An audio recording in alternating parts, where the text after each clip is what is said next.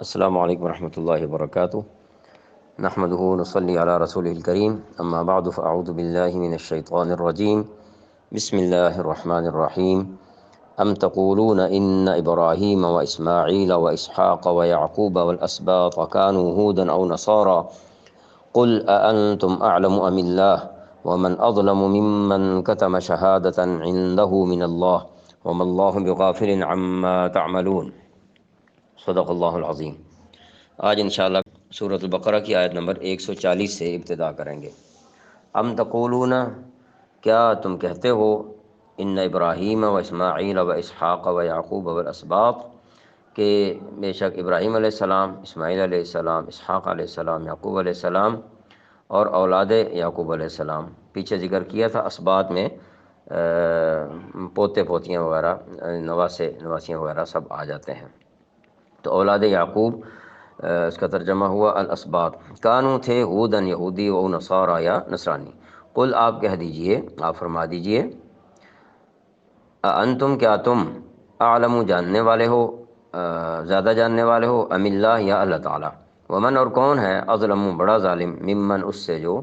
یا جس نے، کتم، چھپائی، شہادتن، گواہی، عندہ، اس کے پاس، من اللہ، اللہ تعالیٰ سے، وما اللہ، اور نہیں ہے اللہ تعالیٰ، بغافل، بے خبر، عما، اس سے جو، تعملون، تم کرتے ہو۔ ام تقولون ان ابراہیم و اسماعیل و اسحاق و یعقوب والاسباط كانوا هودا او نصارى، بھلا کیا تم یہ کہتے ہو کہ حضرت ابراہیم علیہ السلام، اسماعیل علیہ السلام، اسحاق علیہ السلام، یعقوب علیہ السلام اور ان کی اولادیں یہودی یا نصرانی تھیں؟ یہاں پر خصوصاً خطاب جو ہے وہ اہل کتاب اور یعنی یہود سے ہے، اور جو گفتگو کا انداز ہے اس کے اندر ایک ڈانٹ کا پہلو پایا جاتا ہے۔ کیا تم یہ بات کہتے ہو؟ قل اانتم اعلم ام اللہ، اب مسلمانوں سے یہ کہا جا رہا ہے کہ ان سے کہہ دو، کیا تم زیادہ جانتے ہو یا اللہ تعالیٰ؟ ومن اظلم ممن کتم شہادۃ عنده من اللہ، اور اس شخص سے بڑا ظالم کون ہوگا جو ایسی شہادت کو چھپائے جو اس کے پاس اللہ تعالیٰ کی طرف سے پہنچی ہو۔ یہ حقیقت دراصل ان کو بھی معلوم ہے کہ یہ تمام انبیاء کرام علیہم السلام توحید خالص کا درس دیتے رہے ہیں، اور ان بے بنیاد عقیدوں سے انبیاء کرام علیہم السلام کا کوئی تعلق نہیں ہے جو انہوں نے گھڑے ہوئے ہیں۔ خود ان کی کتابوں میں یہ حقیقت واضح طور پر لکھی ہوئی موجود ہے، اور ان میں بالخصوص نبی علیہ الصلوۃ والسلام کی بشارتیں بھی موجود ہیں آپ کے تشریف لانے کی، جو ان کے پاس اللہ تعالیٰ کی طرف سے آئی ہوئی شہادت کا درجہ رکھتی ہیں، مگر یہ ظالم لوگ ان کو چھپائے بیٹھے ہیں، جس کا پہلے تذکرہ ہو چکا ہے۔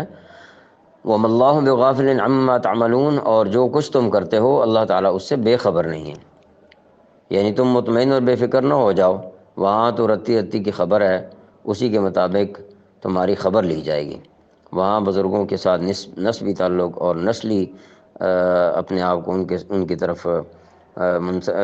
منتسب کرنا، انتساب کرنا، اپنی نسبت کرنا ان کی طرف، یہ ہرگز کام نہیں دے گا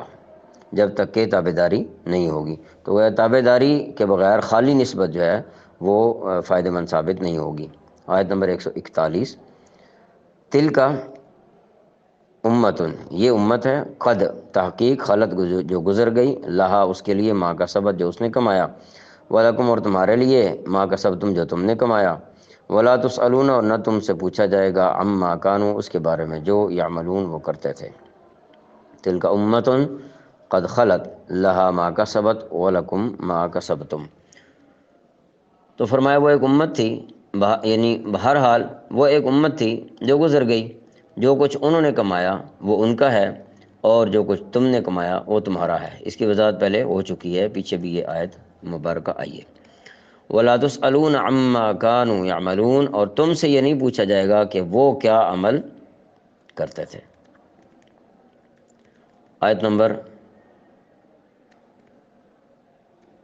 142، سیقول، اب کہیں گے، السفہاء، بیوقوف لوگ، من الناس، لوگوں سے، ما، کس، واللہم،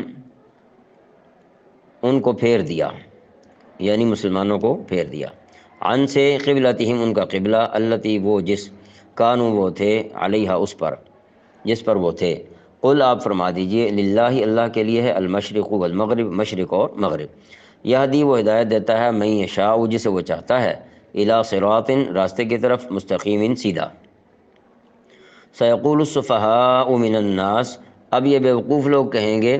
ما ولاہم عن قبلتہم التی کانوا علیہا کہ آخر وہ کیا چیز ہے جس نے ان کو یعنی مسلمانوں کو قبلے سے رخ پھیرنے پر آمادہ کر دیا جس کی طرف وہ منہ کرتے چلے آ رہے تھے۔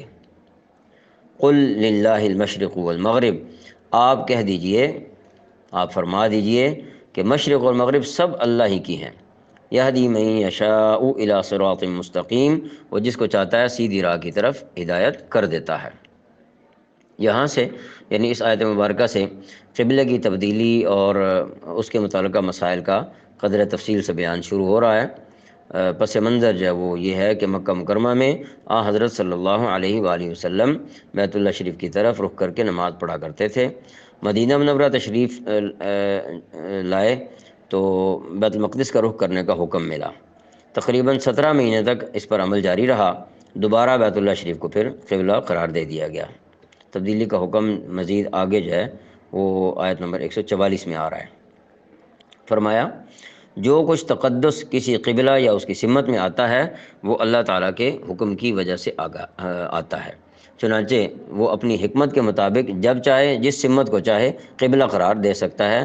ایک مومن کے لیے سیدھا راستہ یہ ہوتا ہے کہ وہ اس حقیقت کو سمجھ کر اللہ تعالیٰ کے ہر حکم کے سامنے سر تسلیم خم کر دے۔ آیت کے آخر میں سیدھی راہ کا جو ذکر ہے اس سے مراد اسی حقیقت کا ادراک ہے کہ مالک کا جب حکم آ جائے تو اس کو پورا کرنا ہے۔ اس کی یہاں میں ایک مثال شامل کرنا چاہوں گا مزید کہ ہم دیکھتے ہیں کہ بہت سے لوگ ہیں وہ مسلمان ہیں لیکن وہ نماز نہیں پڑھتے۔ جب ان سے پوچھا جاتا ہے بھائی آپ نماز کیوں نہیں پڑھتے تو کہتے ہیں جی بھائی روزی کمانے کا بھی تو اللہ نے حکم دیا ہے، تو بیوی بچوں کا پیٹ پال رہے ہیں تو اس لیے ہم نماز نہیں پڑھ سکتے۔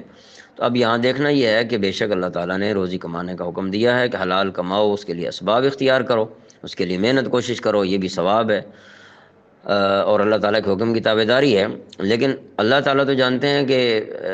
انسان کو کیا کیا حکم دینا ہے اور کس کس حکم کی ضرورت ہے، اور یہ بھی فرما دیا کہ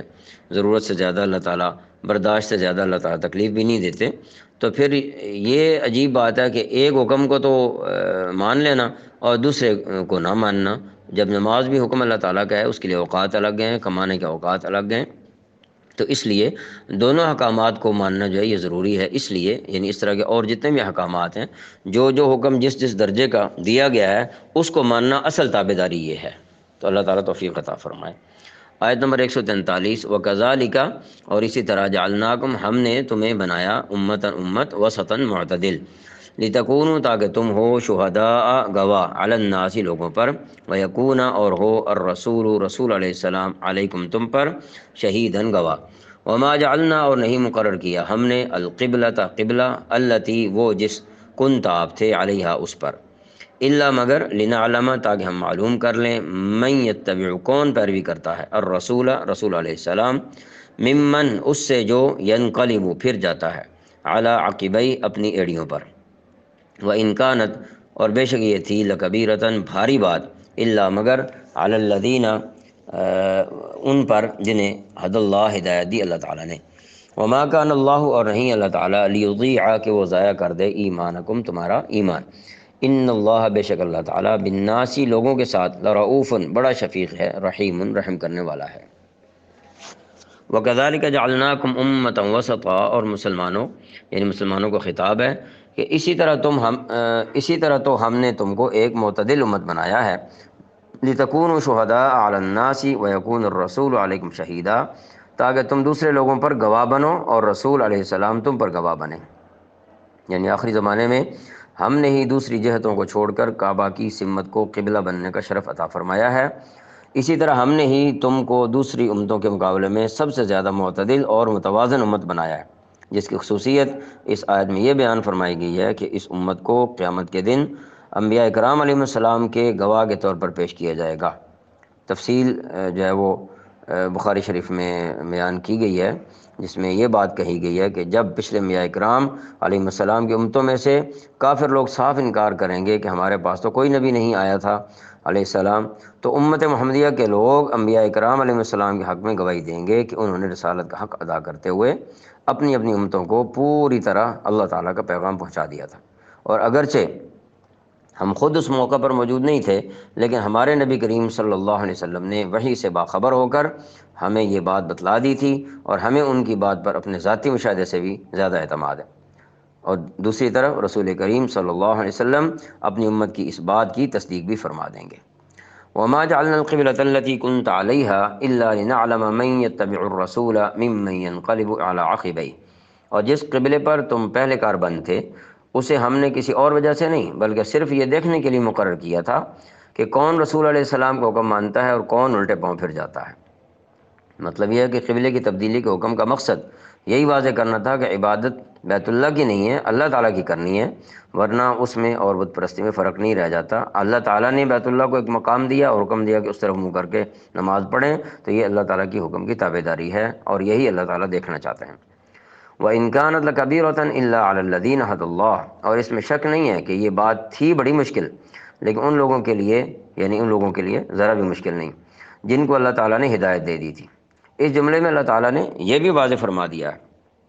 کہ جو لوگ صدیوں سے بیت اللہ شریف کو قبلہ مانتے چلے آ رہے تھے، ان کے لیے اچانک بیت المقدس کی طرف رخ موڑنا یہ کوئی آسان بات نہیں تھی، لیکن جن لوگوں کو اللہ تعالیٰ نے یہ سمجھ عطا فرمائی کہ کسی بھی چیز میں کوئی تقدس ذاتی طور پر نہیں ہوتا، اصل تقدس اللہ تعالیٰ کے حکم کو حاصل ہے،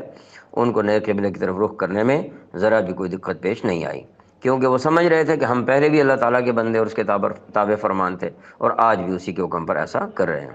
وَمَا كَانَ اللَّهُ لِيُضِيعَ إِيمَانَكُمْ، اور اللہ تعالیٰ ایسا نہیں کہ تمہارے ایمان کو ضائع کر دے۔ مطلب یہ ہے کہ مسلمانوں کی وہ نمازیں جو انہوں نے بیت المقدس کی طرف منہ کر کے نماز پڑھی تھی اور وہ اسی حال میں انتقال فرما گئے تھے، وہ قبلے کی تبدیلی سے کل عدم قرار نہیں دی جائیں گی، کیونکہ انہوں نے اپنے ایمانی جذبے کے تحت وہ نمازیں اللہ تعالیٰ کے حکم کے تحت ہی پوری کی تھیں اور پڑھی تھیں۔